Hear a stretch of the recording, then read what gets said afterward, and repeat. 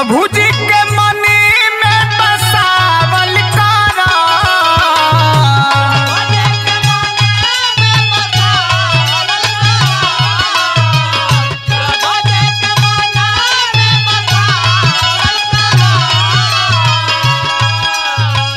प्रभु जी के मनी में बसावल करा और जी के अलख जगावल करा।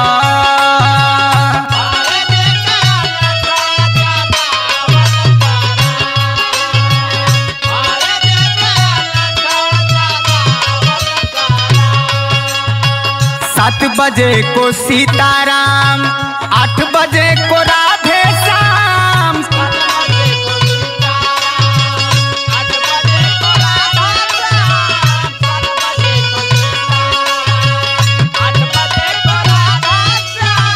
सात बजे को सीताराम, 8 बजे को राधे श्याम।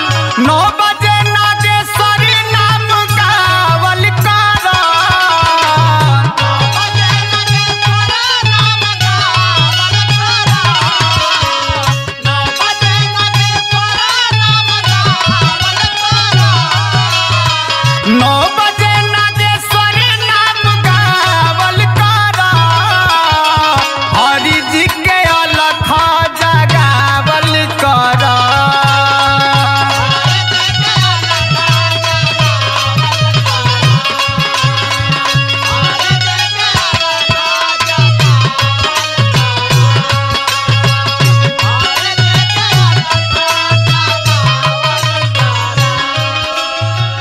दस बजे दामोदर नाम, 11 बजे गिरधारी नाम।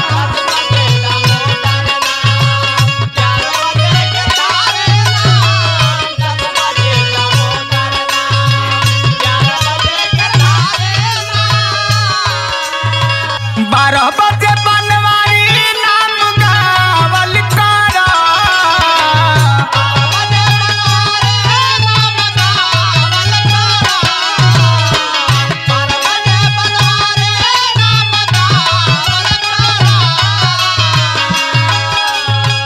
12 बजे बनवारी नाम गावल करा।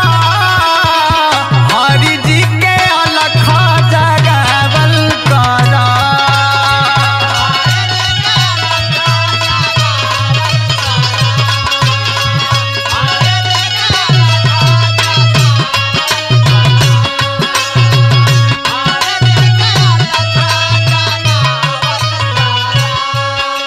और 12 बजे के बाद प्रभु के नाम एको नाम में विलय हो जाता है। 1 बजे को एको नाथ, 2 बजे द्वारिका नाथ।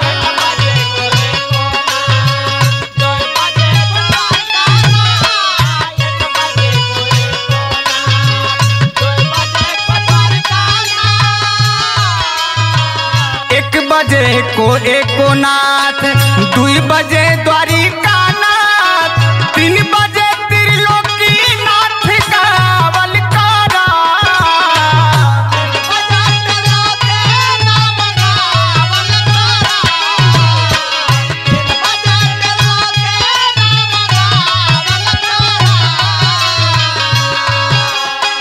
3 बजे त्रिलोकी नाथ गावल करा। प्रभु जी के अलख जगावल करा।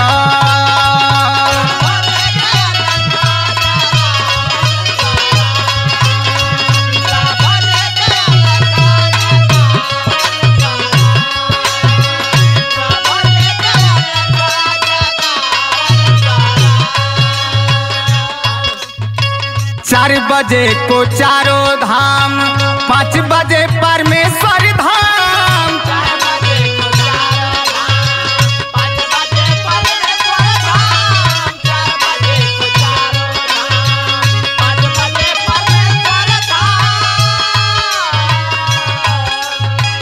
4 बजे को चारों धाम, 5 बजे परमेश्वर धाम। 6 बजे छबीला नाम गावल करा।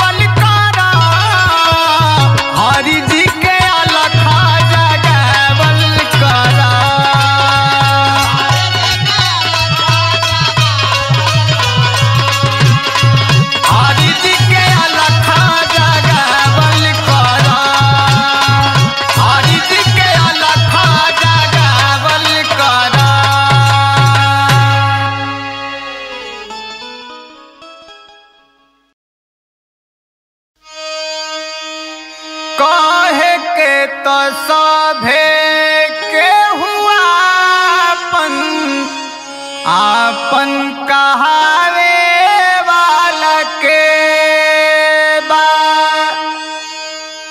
सुखवा तो सभे केहू बाटे, दुखवा बटावे वाला के बा। अलख निरंजन, अलख निरंजन।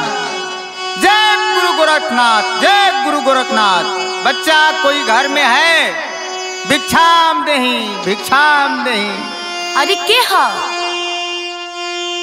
अरे बच्चा हम जोगी हैं। अच्छा जोगी बाबा रुकी रुकी आवत हनी। हाँ बच्चा, कुछ इस जोगी को भिक्षा दे दो, बहुत दूर से चल कर आए हैं। अरे जोगी बाबा आई बैठी। अरे जोगी बाबा यही उम्र में आप जोगी धारण कर रहल। अरे बच्चा ये सब किस्मत के खेला है। जोगी बाबा एगो बात पूछी, बताएं? अब पूछो बच्चा पूछो। सुनी।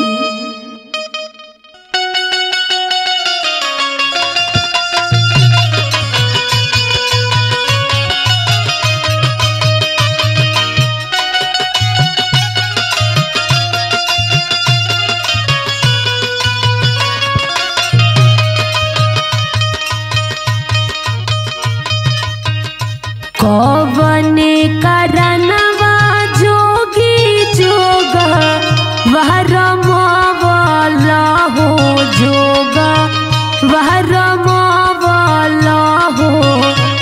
कौवने करनवा भिखिया मांगला हो राम।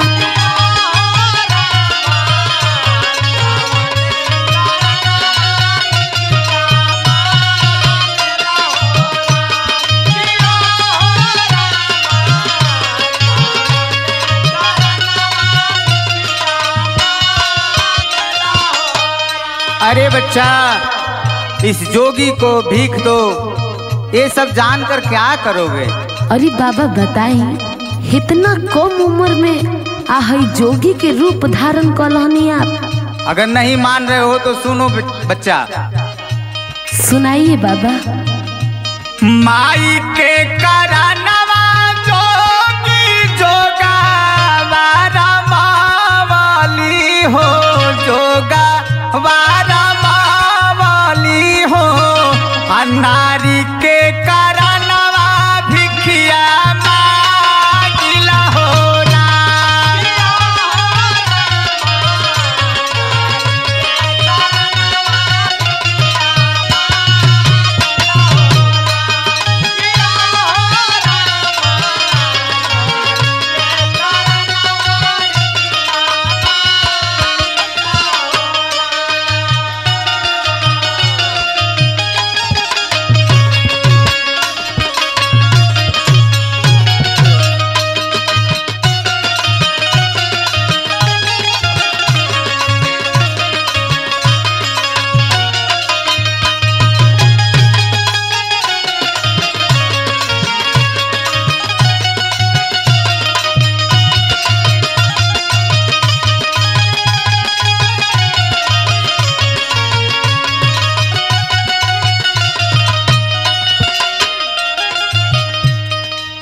अरे बाबा इतना कुछ हो गल बा आपके साथ? बहुत कुछ भइल बा बच्चा। अच्छा बाबा एक और बात पूछी, बताएं? पूछो बच्चा पूछो। सुनी। कहाँ तो हर गौआ बाटे का हो, तो हर नौआ हो का हो, तो हर नौआ हो। कहवा रहेला घर परिवार हो राम।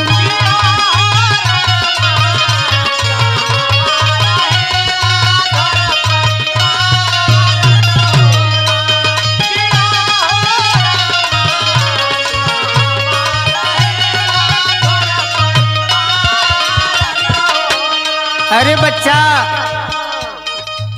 जोगी का ना कोनो घर होला, ना कोनो ठिकाना होला, ना कोनो नाम होला। बस एक नाम होला जोगी। और सबकर पिता बाबा गोरखनाथ।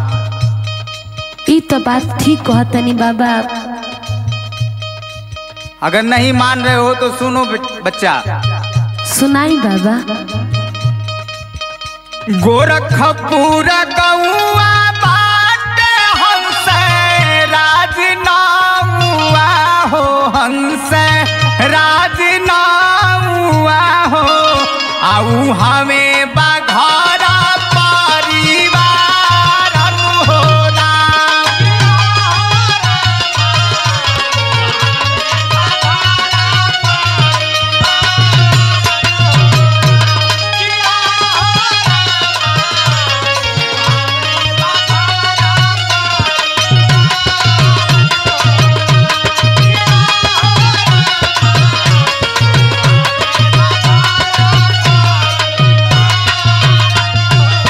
बच्चा ये जोगी के भिक्षा दे दा, हम दूसर द्वार देखी। अच्छा ली बाबा, ले ली भिक्षा। जय बाबा गोरख।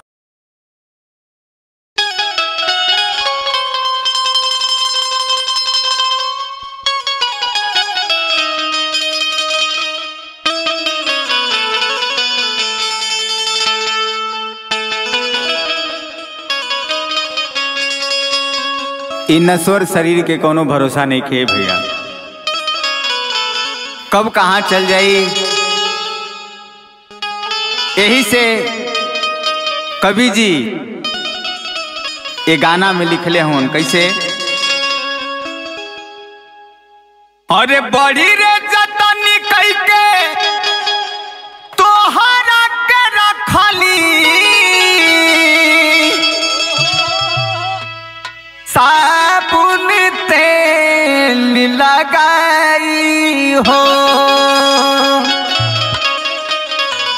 कि बड़ी रे जतनी कई के तोहरा के रखली, साबुन तेल लगाई हो।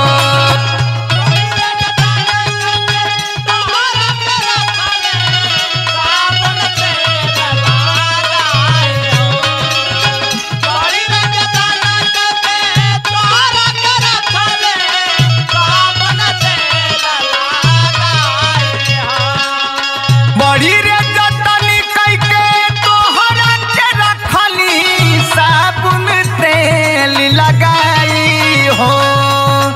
कमना बनवा गइलुए चिराई, हमारा छोड़ी पराई हो।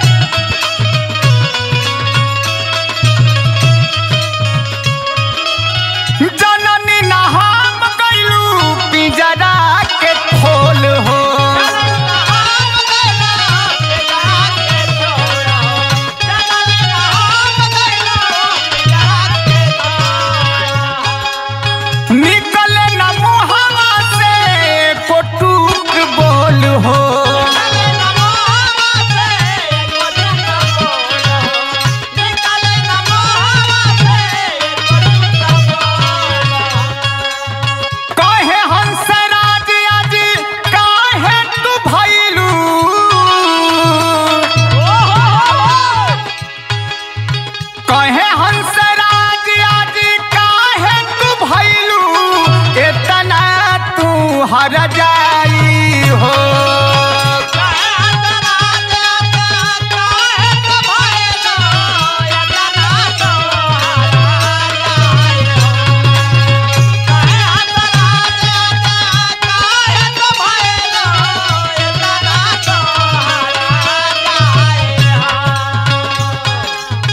कहे हंसराज आजी काहे तू भइलू इतना तू हर जाई हो। कवना बनवा गइलू चिरई हमारा छोड़ी के पराई हो।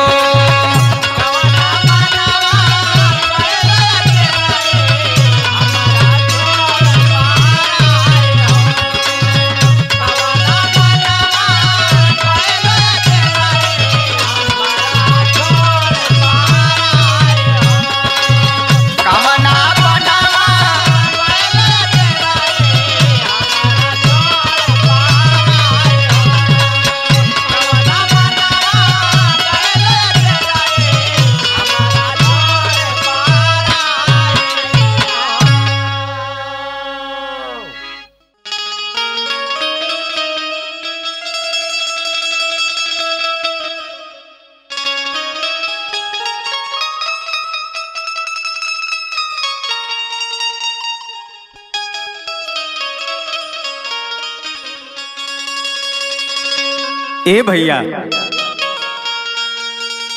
आज के जमाना में एगो मतारी चर लइका के पाल लेते हैं, लेकिन एक मतारी के 4 लइका लोग पाल नहीं खे सकत।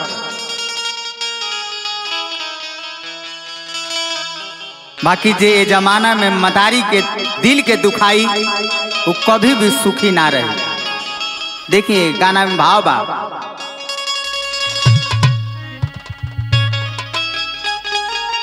कि केतनो कमाईबा अरे बाड़ी बनी जाईबा। तू केतनो कमाईबा बाड़ी बनी जाईबा। माई के रोईबा तो सुख नहीं पाईबा। माई के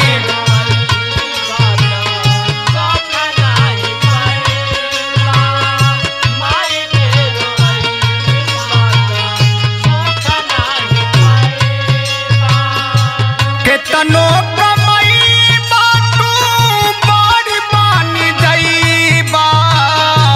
केतनो कमाईबा तू बड़ी बनी जाईबा। केतनो कमाईबा तू बड़ी बनी जाईबा। केतनो कमाईबा तू बड़ी बनी जाईबा। माई के रोईबा तो सुख नहीं पाईबा।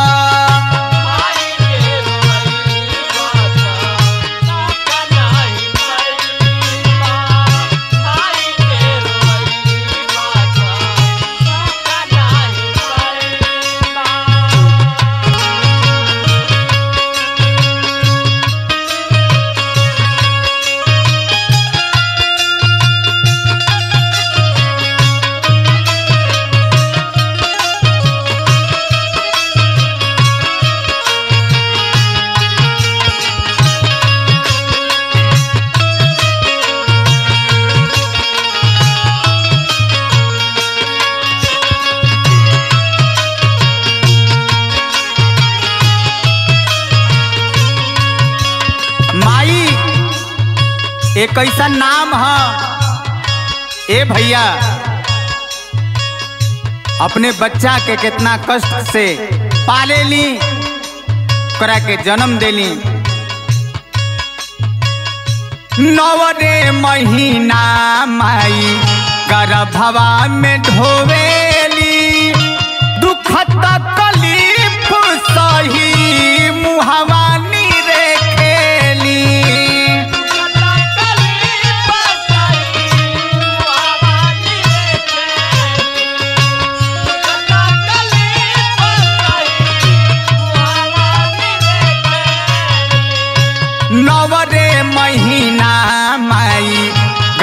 हवा में ढोवेली दुख तकलीफ सही मुहवा निरे खेली चारों धाम जइबा बाकी फल नाही पैबा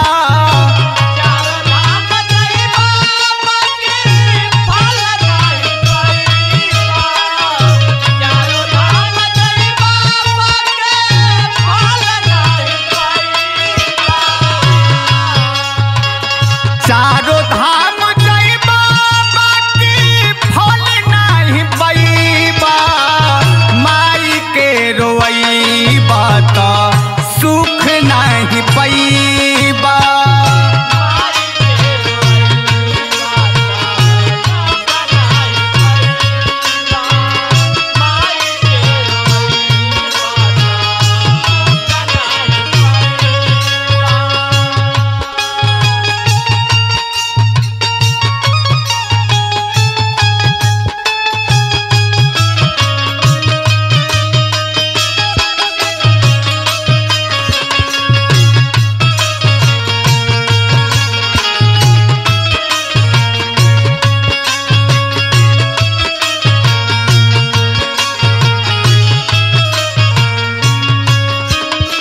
ए भैया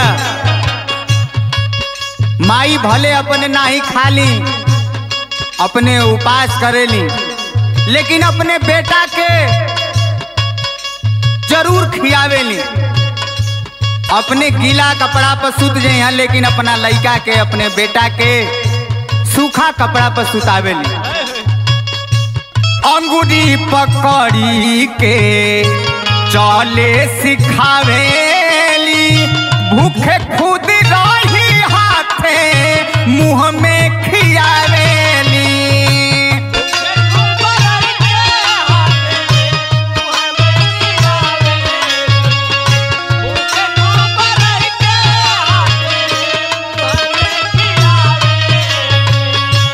अंगूरी पकड़ी के चले सिखावेली भूखे खुद रही के मुंह में खियावेली हरेंद्र हंसराज कहे साचो तरी जइबा